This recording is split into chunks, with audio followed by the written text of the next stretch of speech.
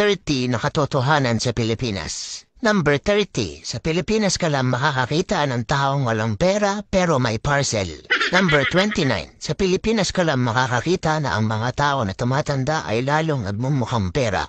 Number 28, sa Pilipinas ka lang makakakita na friends lang daw pero ang convo ay may good morning at wag papagutom. Number 27, sa Pilipinas ka lang makakakita ng mga bata nagbibigay ng cake at flowers sa nanay kapag Mother's Day pero kinabukasan ay hindi na mautusan. Number 26, sa Pilipinas ka lang makakakita ng taong palusumbong sa boss para lang ma-promote sa trabaho.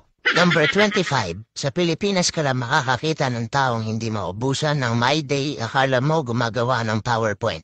Number 24, sa Pilipinas ka lang makakakita ng taong huling beses kinilig ay nung nahawakan niya yung extension wire sa bahay.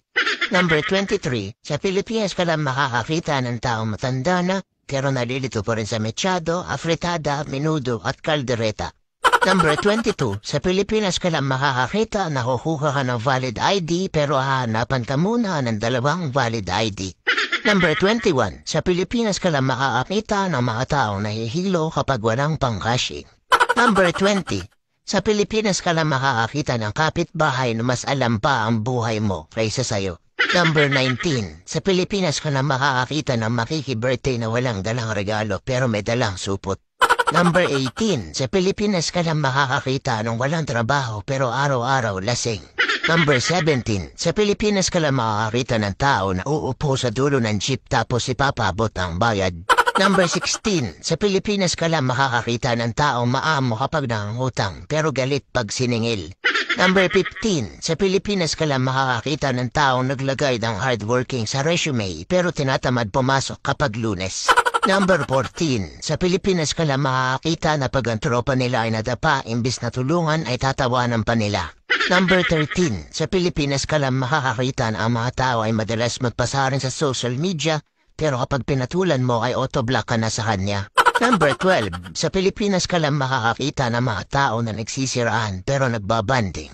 Number 11, sa Pilipinas ka lang makakakita ng mga babaeng nagpipils kahit nasa abroad ang estero. Number 10, sa Pilipinas ka lang makakakita na hindi kompleto ang childhood mo kung hindi mo naranasan mahulog sa kanal. Number 9, sa Pilipinas ka lang makakakita ng mga tao nang hihina kapag hindi nakakarinig ng chismis. Number 8, sa Pilipinas ka lang makakakita ng mga taong umalis ng bahay nakaakit-akit pero uuwing malagkit. Number 7, sa Pilipinas ka lang makakakita ng taong nakapamewang kapag tumitikim ng niluluto. Number 6, sa Pilipinas ka lang makakakita ng mga taong nagmumove on kahit hindi naman naging sila. Number 5, sa Pilipinas ka lang makakakita ng mga bahay na nagiging oven kapag tanghali. Number 4, sa Pilipinas ka lang makakakita na pagbuntis ay chichismis pero pagbinyag ay nakikikain.